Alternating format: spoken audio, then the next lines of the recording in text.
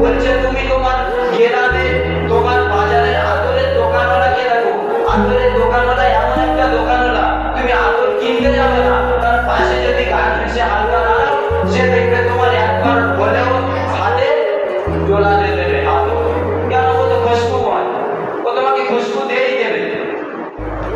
জীবন সঙ্গী, সঠিক জীবন সঙ্গী এমন, তার পাশে থাকলে তোমাকে খুশবু দিয়েই দেবে।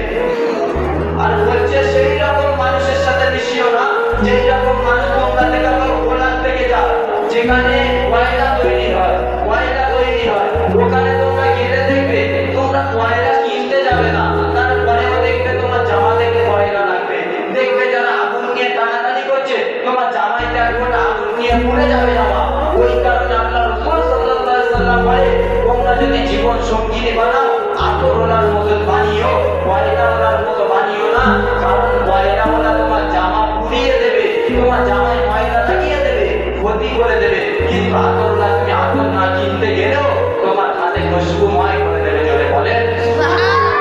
জোরে বলবেন না? বুঝে আসছে ব্যাপার?